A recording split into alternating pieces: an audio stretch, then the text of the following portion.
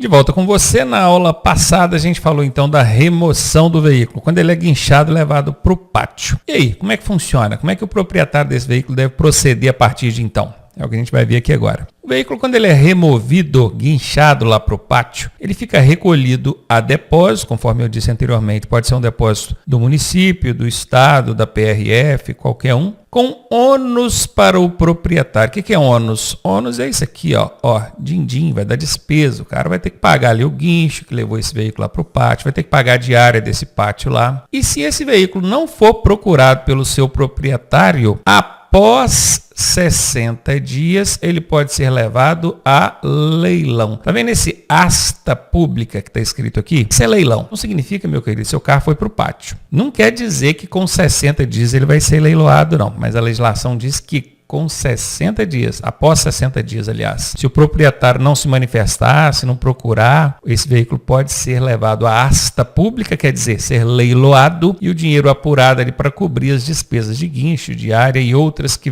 tenham surgido aí nesse período. Então guarde bem isso, 60 dias é o prazo que o proprietário tem de segurança para procurar esse veículo. Após esse prazo, pode ser que ele chegue lá, o veículo dele já não esteja mais à disposição dele. Não existe mais apreensão do veículo, isso nós já falamos anteriormente, tá? Só para tomar cuidado para não confundir apreensão com remoção. Na sua prova cair qualquer coisa relacionada à apreensão de veículo, você já sabe, opa, está errado. Isso não existe mais. Vamos falar agora do recolhimento da habilitação. Quando a gente fala habilitação, pode ser a PPD, pode ser a CNH e pode ser também a ACC, né, gente? Aqui, a habilitação vai ser recolhida em que caso, hein? O recolhimento dar-se-á, ou seja, acontecerá, mediante recibo. O policial, o agente que recolher esse documento tem que te dar um recibo. Ó, o documento que está comigo, isso aqui é o comprovante que eu recolhi, tá? Apesar de que a recomendação, já falei isso anteriormente também, a recomendação que hoje não se aplique o recolhimento. Então, são casos específicos que a gente vai falar aqui agora. Anote aí quais são esses casos, hein? Houver suspeita de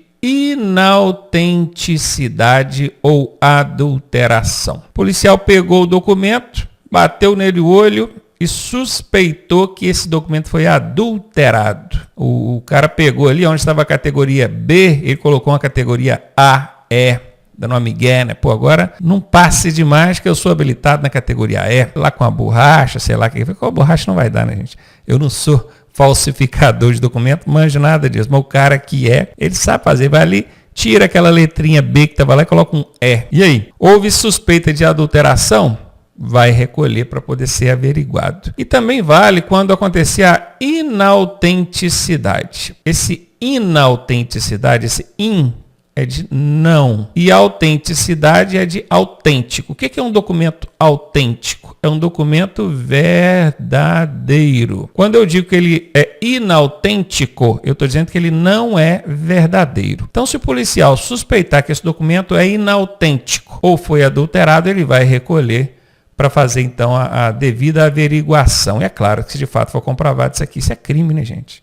Dá um problema danado para o portador desse documento ali. Em casos específicos previstos pelo Código de Trânsito Brasileiro, também pode acontecer o recolhimento. Eu até trouxe aqui, ó, o recolhimento da habilitação, ele acontece em alguns casos onde a multa tem fator agravante. Você já sabe, fator agravante é vezes 2, 3, 5, tá. Aí vocês me perguntam, toda vez que a multa for com fator agravante, vai dar o recolhimento? Não. Eu disse aqui, ó, no slide está escrito, ó, infrações com fator agravante, com exceções. Tem casos que tem fator agravante e não vai dar o recolhimento da habilitação. E também casos de situações que dê a suspensão do direito de dirigir, com exceções. Então, no Código de Trânsito Brasileiro, a gente tem ali 20 infrações que dão suspensão do direito de dirigir. Apenas 7 dessas 20 dão a suspensão e dão o recolhimento da habilitação. Para vocês virem que tem mais situações que dão suspensão e não recolhe a CNH do que com suspensão e recolhe. Mas por que eu trouxe isso então? É porque é muito fácil, cair na sua prova qualquer questão lá, faz,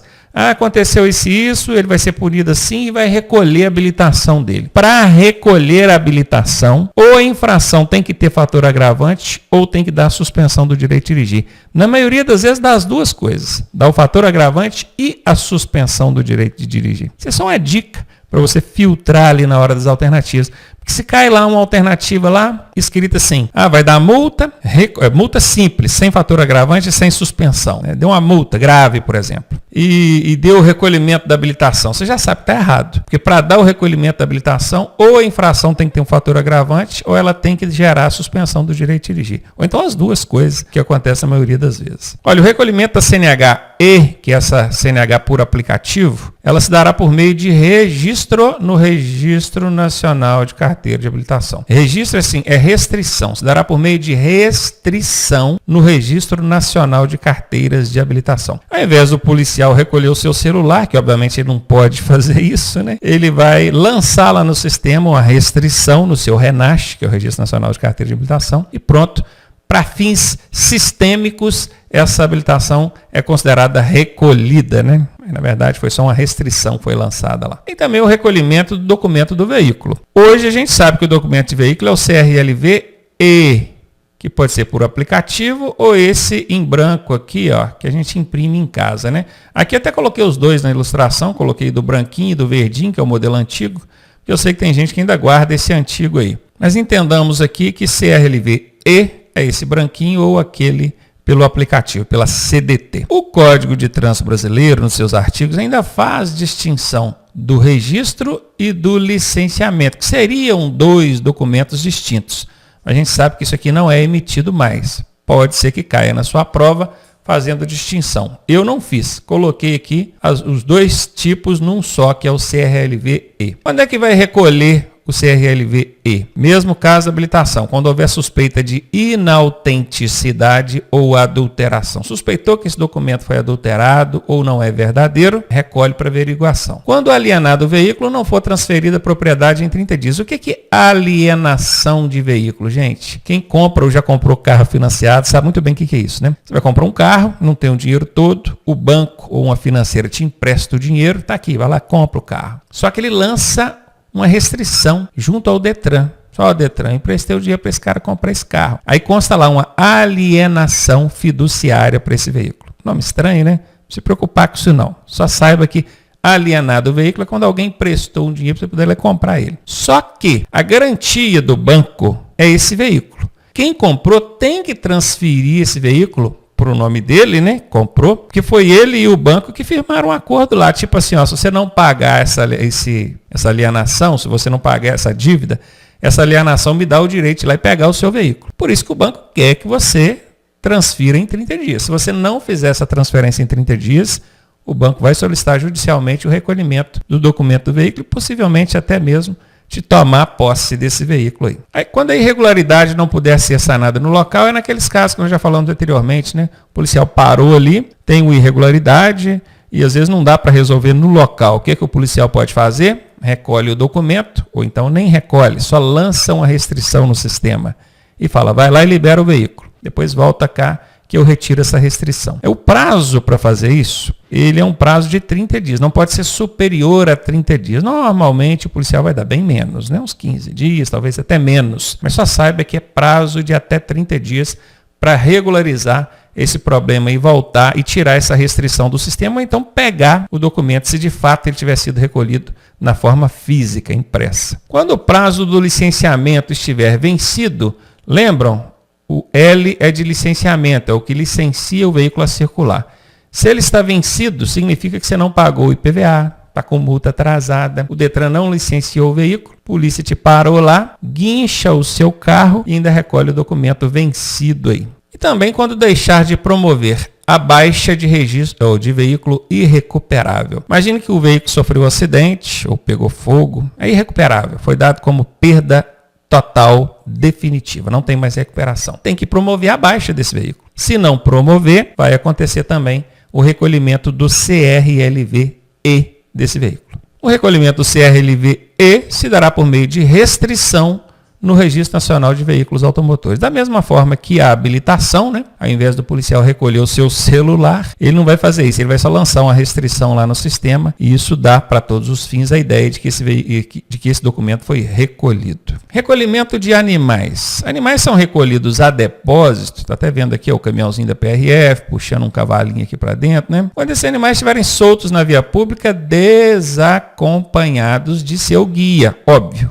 Se o animal está acompanhado do dono ou do guia dele, aí tranquilo. Ainda prejudicando a fluidez, às vezes não está colocando em risco, mas está atrapalhando. Por que eu falo prejudicando a fluidez? Porque quando você pensa num animal grande, um cavalo, um boi, oferece risco, né? Está até escrito aqui, ó, risco à segurança e também prejuízo à fluidez.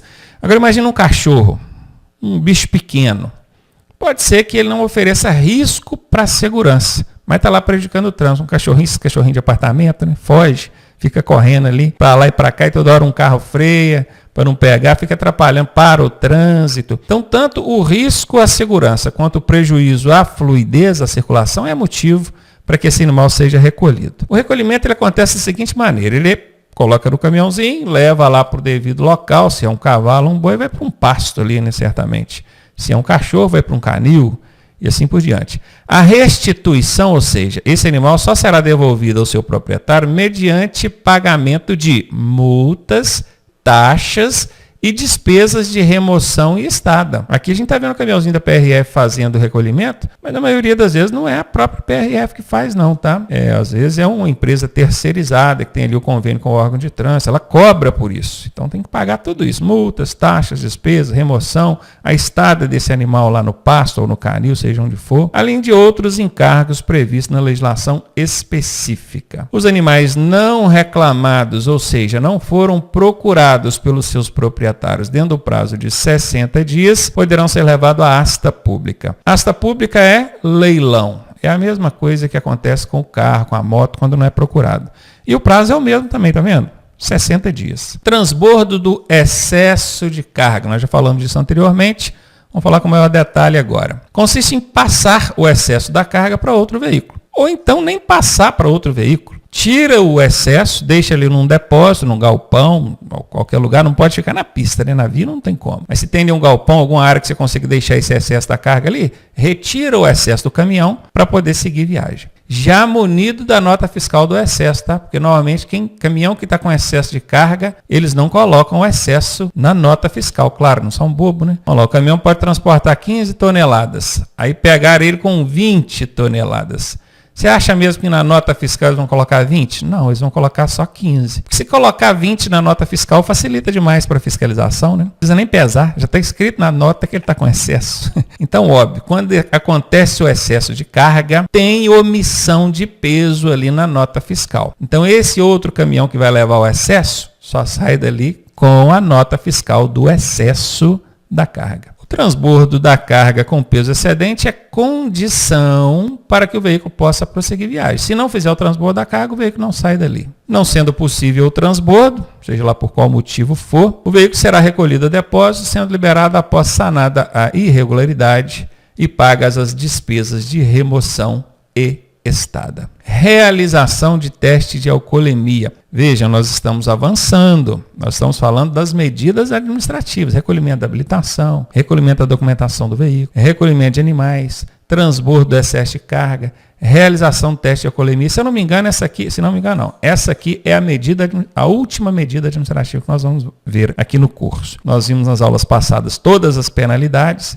Estamos vendo aqui agora todas as medidas administrativas. O teste de alcoolemia é isso aqui, gente, que está na ilustração aqui. Ó. Soprar o bafômetro, o etilômetro, né, que é o nome técnico, para saber se esse cara consumiu ou não, ingeriu álcool e está dirigindo. Consiste em submeter o condutor a exames que comprove a sua sanidade. Sanidade quer dizer, ele está são ou não, ele está embriagado. Quanto às substâncias alcoólicas ou psicoativas, na verdade, aqui a gente vai conseguir constatar o alcoólica, porque o psicoativa só por meio de exame clínico. Até existe aí o tal do drogômetro, que é um aparelho que tem experimento, que possivelmente vai passar a ser usado daqui a um tempo para ver se o cara usou outros tipos de entorpecentes, maconha, cocaína, coisa e tal. Mas hoje, regulamentado pela legislação de trânsito, que pode ser usado na fiscalização, inclusive com resultado em punições, é só o etilômetro. O drogômetro ainda não está regulamentado e autorizado para fins de punição. Pode até ser que você veja aí a Polícia Rodoviária em algumas circunstâncias usando o drogômetro, mas constatou ali, não tem como punir,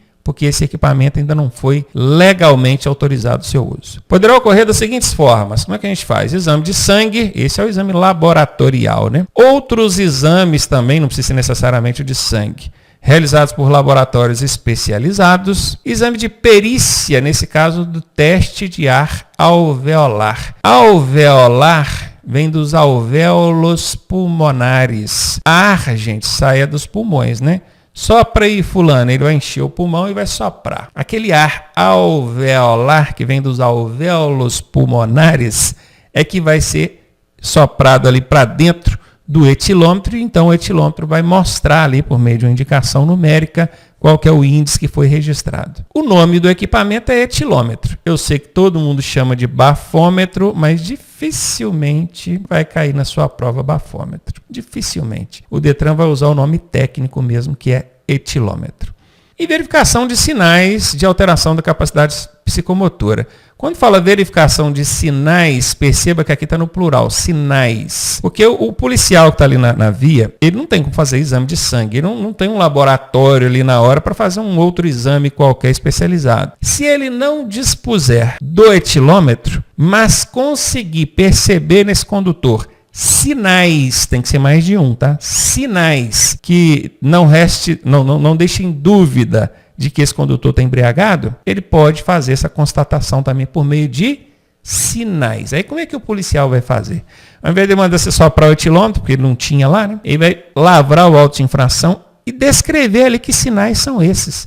Aí ele tem que descrever o que o cara que bebe normalmente apresenta de sinais. Andar cambaleante, fala arrastada, embolada, vestes desalinhadas, olhos avermelhados, agressividade. São os sinais que o cara, o bebum, vamos botar assim, apresenta. Isso aqui é só para vocês entenderem. Facilmente, todo motorista sabe que a constatação aqui do uso de álcool na direção, ela é feita pelo teste do ar alveolar por meio do etilômetro. Isso todo mundo sabe. A pessoa pensa assim, eu fui pego no bafômetro. É assim que eles falam. Só que não é só o bafômetro. Aqui nós temos 4 formas de constatar essa embriaguez ao volante. Eu trouxe as 4 aqui para vocês. Qualquer uma delas pode ser perguntada em prova. Prova testemunhal, quer dizer, testemunhas que estão ali também ao redor servem para poder também certificar isso aqui.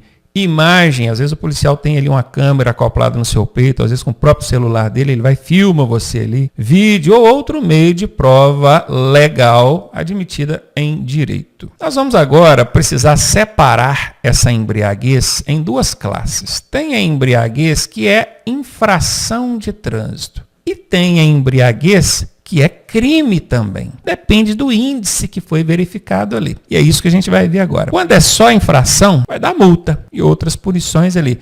Mas cadeia não. Agora, se for crime, dá cadeia. O cara pode até não ficar preso, porque a gente sabe que tem a possibilidade dele pagar a fiança e sai, né? Mas dá cadeia. É crime. É previsto lá uma detenção para ele. A gente vai ver isso agora. Vamos falar primeiro da embriaguez infração, aquela que vai resultar na multa, não dá cadeia ainda não. Dirigir sob influência de álcool ou de qualquer outra substância, perceba que não é só o álcool, maconha, cocaína, outras substâncias também acarretariam as mesmas punições. Lembrando que essas outras substâncias aqui, pelo menos por enquanto, não tem como a polícia fiscalizar. Eles estão fiscalizando o álcool por meio do etilômetro. Mas já saibam que a legislação de trânsito prevê álcool e outras substâncias psicoativas que determinam independência. No caso do álcool, a verificação ela pode ser feita por exame de sangue e pode ser feita por ar alveolar. Gente, esse ar alveolar é aquele que a gente sopra no etilômetro, não é? Sopra o bafômetro e fulano. É o ar alveolar. Agora, o exame de sangue, esse é laboratorial. Esse aqui, esse exame de sangue, fala sinceramente, na fiscalização, na rua ali, na pista, você não vai encontrar. Isso aqui só vai acontecer no caso de você envolver num acidente. Você não. O Joaquim, aquele Joaquim lá, você não vai fazer isso. No caso do Joaquim, bebeu, encheu a moringa, provocou um acidente, atropelou alguém.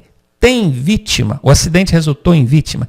Esse exame aqui ele é obrigatório. Então vai ser feita a coleta. E ele vai para o laboratório e vai ser o exame para ver. Esse é por meio de sangue. Mas tá vendo? É só quando acontece acidente com vítima. Fiscalização rotineira, você não vai ver aqui exame de sangue para constatar álcool não. Só vai ser o etilômetro mesmo, tá? Mas saibam que existem os dois. Se for por exame de sangue, qualquer concentração que acusar já é infração. 0,01 que seja. Agora, se for no etilômetro, Aí a partir disso aqui, 0,05 miligramas. Por que, professor? Tem uma tolerância no etilômetro? Não. É porque o etilômetro tem uma margem de erro, né? Ele é um equipamento, ele pode errar. Pode ser que faça uma leitura imprecisa. Então, o Inmetro, na hora de certificar esse equipamento, ele fala assim, ele pode ser usado, mas existe uma possibilidade de erro dele de X. Aí eles colocam essa margem de erro que é para dar um desconto para o camarada ali e não punir ele indevidamente por erro do equipamento, né? Como é que funciona? Quais são as penalidades para quem comete a infração de embriaguez? Ele vai tomar uma multa gravíssima vezes 10, ele vai tomar uma suspensão do direito de dirigir por 12 meses. Essas são as penalidades. E as medidas administrativas, aquelas que começam com R ou T. Retenção do veículo e recolhimento da habilitação. Falei agora há pouco, nessa aula mesmo, em que casos que acontece o recolhimento da habilitação. Aí eu falei assim, recolhimento de habilitação vai acontecer quando a multa tiver fator agravante ou quando essa multa resultar em suspensão. Em alguns casos, na maioria dos casos, quando acontecer as duas coisas. Isso aqui confirma para nós. Aqui é uma situação que dá o recolhimento da habilitação, e se você olhar aqui, fator agravante e suspensão. Exatamente aquilo que eu mostrei nos slides anteriores. Com isso, vocês vão amarrando as coisas, tá vendo? As coisas começam a ter sentido, fazer sentido. E essa retenção do veículo, perceba e presta bem atenção, que o veículo é retido. Qual que é a diferença de retenção para remoção? É que na remoção o veículo é levado para o pátio. Põe no guincho e leva para o pátio. Na retenção não, o veículo fica no local. Aí você pensa assim, poxa, mas numa situação tão grave, o cara dirigindo embriagado, o veículo não vai ser guinchado, não vai ser levado para o pátio? Não, o veículo não está bêbado. Quem está bêbado é o condutor ali, né?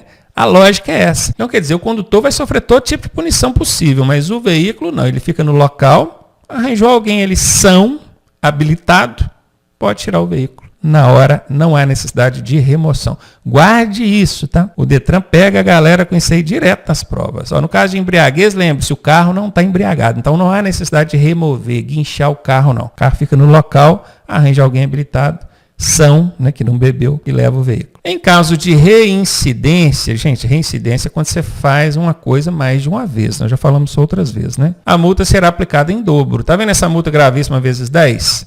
Se você reincidir essa infração de embriaguez aqui, aí vai ser em dobro. Seria vezes 20, professor? Na prática, sim. Mas eu não gosto de falar vezes 20 porque isso induz a gente ao erro. É vezes 10 em dobro, que é assim que está na legislação de trânsito. E se o camarada recusar fazer o teste, que é o que está aqui embaixo, não vou soprar o etilômetro, não. Ele vai ser punido com as mesmas penalidades e medidas administrativas. As mesmas. Só vai mudar o artigo. Em vez de enquadrar ele no artigo 165, que é o que está aqui em cima, vai ser o 165A, que é mais ou menos assim. Não quer soprar, não? Beleza. Então, para todos os fins, você está aqui autuado pela recusa. As punições são as mesmas. Não adianta. Agora vamos falar de embriaguez, crime. Opa, o negócio agora é mais pesado. Anteriormente nós estávamos falando aqui de embriaguez infração, vai gerar multa. Agora não, agora vamos falar de embriaguez crime, que dá cadeia, chilindró, hein? O crime de embriaguez será caracterizado por qualquer um dos procedimentos abaixo. Vamos ver? Exame de sangue ou exame do etilômetro, que é o ar alveolar. Do mesmo jeitinho que acontece lá no embriaguez infração. Só que lá no embriaguez infração tem índices diferentes. Lá no embriaguez infração, por exame de sangue, qualquer índice já vai dar infração. Vamos voltar lá para a gente ver? Olha aqui, exame de sangue, qualquer índice. Aqui, exame de sangue com 6 ou mais decigramas de álcool por litro de sangue. Vai ser representado dessa forma aqui, 6dGL. Se for pelo etilômetro, 0,34 ou mais miligramas de álcool por litro de ar alveolar. Pode ser também constatado por meio de exames laboratoriais, em caso de outras substâncias psicoativas, que não é exatamente o álcool. Sinais de alteração da capacidade psicomotora. Lembra que eu falei no slide anterior? O policial não tem o etilômetro, mas vendo o camarada, o negócio estava ruim. Ele não conseguia parar em pé. Lembrando que esse caso aqui, o crime, ele vai dar de 6 meses a 3 anos de detenção. A galera se vira, paga a fiança e não vai presa, né? Mas não arruma o dia da fiança para você ver, não. Fica lá, guardado. Chilindró. O negócio é complicado. Gente, o que acontece? Vou jogar nessa tela aqui agora e conversar com você rapidinho. A gente viu que tem alguns casos que a embriaguez vai dar só infração, multa. E viu que em outros casos vai dar crime. Aí é cadeia, o negócio é mais pesado. Só que aí misturou esse negócio todo. Professor, você falou que pode ser feito por exame de sangue, pode ser feito por ar alveolar. No caso de infração, qualquer índice. No caso de crime, tem um determinado índice ali para ser crime. E essa tabela aqui, ela vai clarear isso aí, vai agrupar as informações de forma que fique mais fácil da gente entender. Bora lá? Então aqui, ó, nesse quadrinho, nós temos a possibilidade de fazer a constatação pelo ar alveolar, soprando o etilômetro, ou então por exame de sangue. A infração que vai resultar só em multa. No caso do etilômetro, 0,05 miligramas. Por que 0,05, professor? Por causa daquela margem de erro do equipamento. Lembra que eu falei? O Inmetro falou que esse equipamento pode errar em 0,04. Se você pegar 0,05 e tirar a margem de erro, que é o 0,04, no final vai ficar 0,01. Então, quer dizer, 0,01 já é infração de trânsito. Quer dizer, intolerância nenhuma. Só não vai dar multa se der 0,00. Se der 0,01, tinta. E como é que funciona isso? Só para ficar bem fácil de vocês entenderem. Vou apagar aqui, ó. Vou explicar como é que funciona. Quando o policial pede para você soprar o etilômetro, aí vamos supor que deu aqui, ó, no display a quantidade registrada. Escrevi errado aqui, né? Registrada. Deu 0,05, é um exemplo. Só que aí vai aparecer também a quantidade considerada. O 0,05 menos a margem de erro, que era 0,04.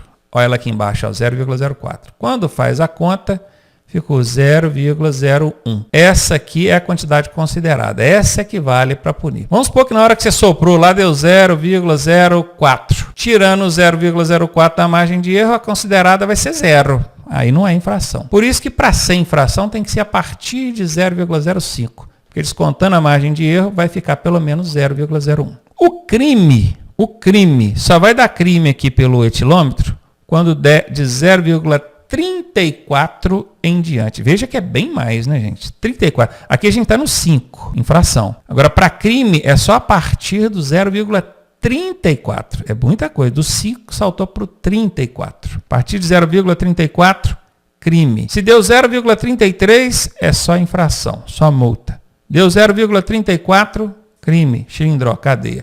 Isso pelo etilômetro. E no exame de sangue? 0,01 decigrama no exame de sangue já é infração. Perceba aqui, ó, no exame de sangue não tem margem de erro não, tá, meu amigo? O laboratório não tem margem de erro não. Acusou 0,01, tinta, infração de trânsito. E para crime, 6 decigramas de álcool por litro de sangue já caracteriza ali o crime. Eu espero que aqui, de forma agrupada, tenha ficado mais fácil de você entender isso aí. Vamos falar agora de alguns crimes de trânsito, tá? Que o pessoal sabe muito de infração, de multa e crime.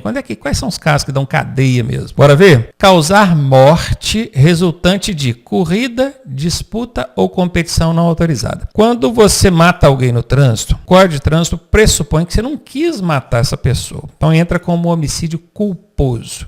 Tem culpa, mas não teve intenção. Isso é uma pena mais branda. Agora, mesmo sem ter a intenção, se você matou nessas condições que estão aqui, aí o caldo engrossa.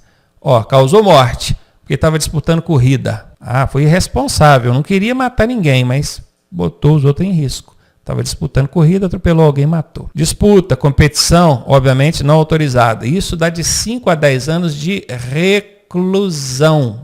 Reclusão é isso aqui, ó, reclusão. Submete o condenado à pena em regime fechado. Professor, eu já vi gente cumprindo reclusão em regime aberto ou semiaberto. Pode ser, pode acontecer, isso depende do juiz. Mas aqui, vejam que há a possibilidade de ele pegar xilindró mesmo, cadeia. E óbvio que aqui está referindo-se à prática de crime culposo. O culposo tem culpa, mas não tem intenção. Ele não quis matar. A diferença do crime culposo para o crime doloso é que o doloso é aquele que você quer matar a pessoa. Um pouco eu tenho um inimigo, um desafeto. Aí eu aproveito que ele está dando bobeira ali, dou um acelerado no carro e jogo para cima dele. Eu quis matar o cara atropelado. Isso foi intenção, ele teve intenção de matar. Você não vai ser condenado pelo Código de Trânsito Brasileiro, não. Você vai ser condenado pelo Código Penal. A pena é pesada. No trânsito, inicialmente pressupõe-se que quem mata ou lesiona não faz isso intencionalmente. Aconteceu, foi um acidente, às vezes foi até uma irresponsabilidade, como é o caso que está aqui na tela, mas não foi com a intenção de matar. Então é caso diferente, aí entra como culposo, tá? O culposo, guarda isso.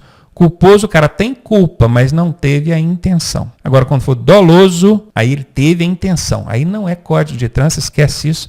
Aí é direito penal, não é a nossa área. Isso aqui é trânsito. Bora ver. Praticar homicídio estando o condutor sob efeito de álcool ou psicoativo. Isso não quer dizer que morreu alguém. Primeira coisa que o juiz vai ver é o seguinte. Estava disputando corrida, disputa ou competição? Sim. 5 a 10 anos no lombo dele de cadeia. Não era corrida, disputa nem competição não, mas estava mamado. Bebeu, dirigiu e matou. Ou então estava drogado, usou lá maconha, cocaína, o que foi? 5 a 8 anos de reclusão. A pena é um pouquinho mais branda, tá vendo? Eu penso até que poderia ser a mesma, né? O cara que disputa corrida, competição, então bebe, usa psicoativo e mata, podia ser 5 a 10 anos do mesmo jeito. Não havia necessidade de reduzir essa pena máxima aqui, não. Às vezes ele não matou. Aqui, ó, causou morte, causou homicídio, né? Mas ele não matou, ele só lesionou. Lesão corporal. Se houve uma lesão corporal grave e essa foi resultante de corrida, disputa ou competição, 3 a 6 anos de reclusão. Se foi essa mesma lesão corporal por conta de efeito de álcool ou psicoativos, 2 a 5 anos. Aqui na tela nós temos 4 condutas, cada uma trazendo uma faixa aí de detenção. O professor precisa decorar isso? Dificilmente cai em prova uma questão explorando aqui essas datas, esses prazos, coisa e tal. Mas eu já vou aliviar você. Se você conseguir memorizar, pelo menos por alto, essas 4 aqui, e as que vão aparecer na próxima tela, já está bom demais. Porque todas as outras que vierem depois, a pena vai ser a mesma, que é de 6 meses a 1 ano. Aí facilita demais de guardar, né? Guardou essas aqui, que são mais pesadas? Vamos ver essas aqui agora, ó. Praticar homicídio culposo na direção de veículo automotor. 2 a 4 anos. Professor, mas você falou agora há pouco que o homicídio dava uma pena... Isso quando for disputa de corrida, competição ou sob álcool, né? Veja aqui, ó. Morte, homicídio, mas ó, álcool, psicoativo, corrida, disputa. Aqui não. Aqui já está na faixa azul, ó. Esse anterior era a faixa vermelha, que são as mais pesadas. Agora nós estamos na faixa azul. A faixa azul já é mais branda. Praticou homicídio, aí não estava bêbado, não estava correndo, estava fazendo disputa, nada. Vai dar de 2 a 4 anos. Professor, mas aí é injustiça, o cara não queria matar, aconteceu, foi um acidente. Pois é, mas até quando é acidente, o condutor é responsabilizado. Obviamente, se for comprovado ali a negligência ou imprudência por parte dele. Imagina que ele estava desatento, mexendo no celular, aí atropelou o cara, matou. Vai dar de 2 a 4 anos. Óbvio que isso precisa ficar comprovado, né, gente? E aqui é detenção, não é reclusão, não. Tá todos da tela anterior é reclusão, que dá regime fechado. Aqui, ó, é detenção. Detenção é regime aberto. Não existe penas para esses crimes aqui que o condutor efetivamente fique atrás do chilindró. Chilindró é só os da tela anterior aqui, ó. Dessa tela azulzinha para frente, ele até é condenado, mas preso mesmo não vai, não. Bora ver então.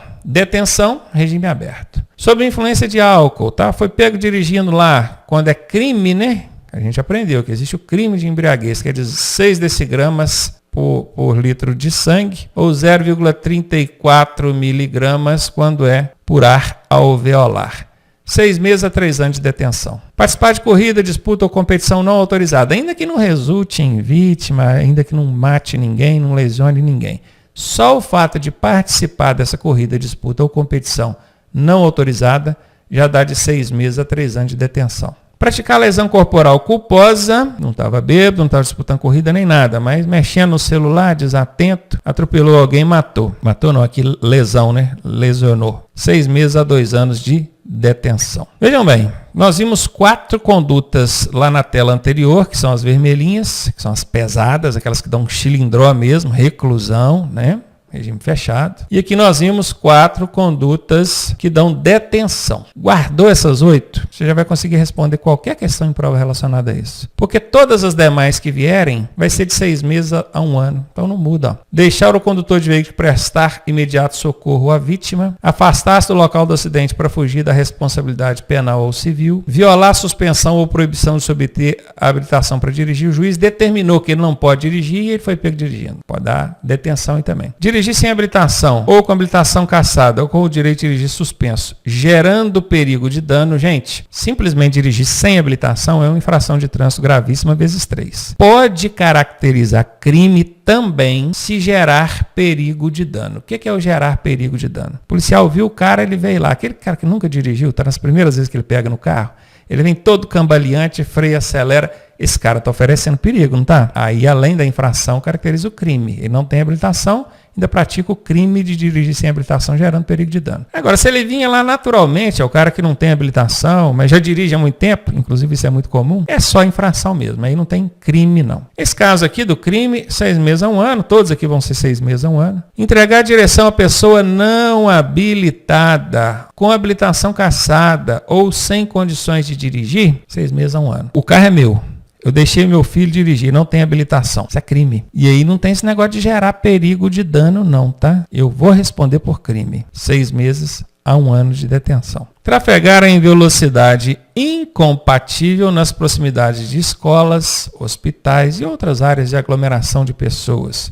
Também 6 meses a 1 ano de detenção. E por fim, inovar artificiosamente o local do acidente a fim de prejudicar as investigações. É o cara que vai lá e mexe, né, na cena do acidente, mexe com o veículo, mexe com vítima, para tentar inovar, dificultar, ludibriar a perícia. Isso é crime também. 6 meses a 1 ano de detenção. Pronto, aqui nós fechamos todos os crimes. Foram 4 lá daquela tela vermelha, os mais pesadão. Foram 4 da tela azul, aqueles mais ou menos.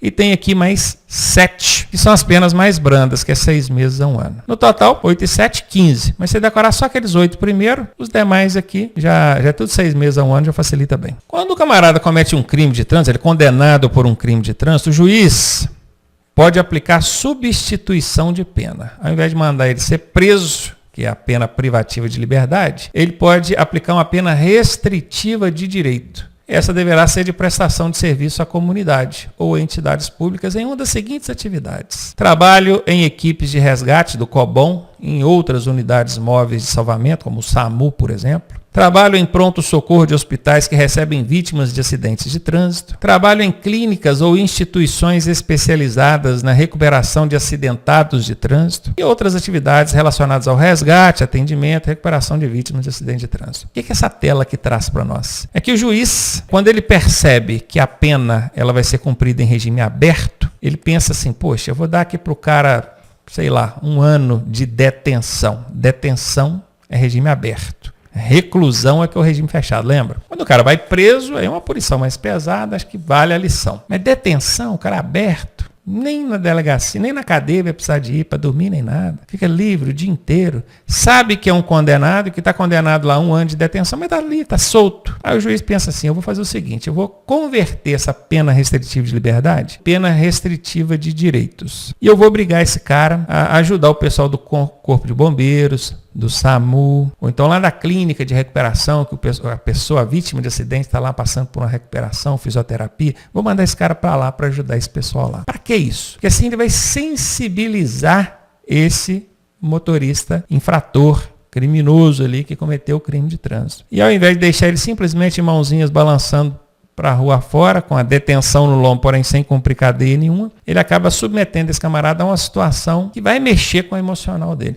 Ou pelo menos deveria mexer, né? Eu achei uma medida inteligente do Código de Trânsito Brasileiro, tá? Tá lá no artigo 312A do Código de Trânsito Brasileiro, possibilitando o juiz fazer essa conversão, né, da pena privativa de liberdade em pena restritiva de direito. E você? Achou que a ideia foi boa? Eu achei sim. E agora, para fechar a matéria de infrações e crimes. Fechar. Fala sobre excesso de velocidade.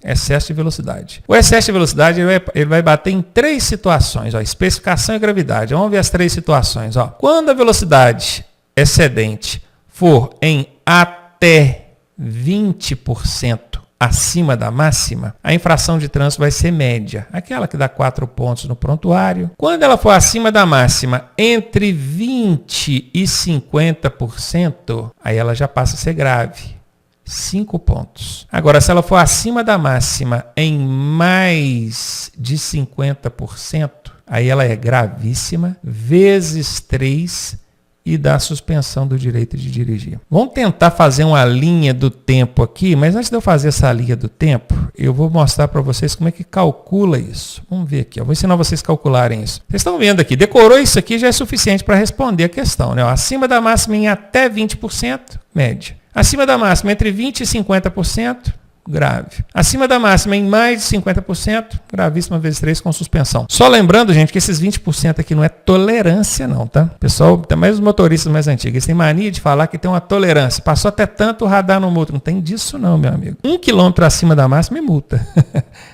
O que acontece é que o equipamento que fiscaliza a velocidade, ele também tem margem de erro. Lembra do etilômetro lá, aquele que a gente sopra para ver se está embriagado ou não? O etilômetro tem margem de erro, não tem? Pois é.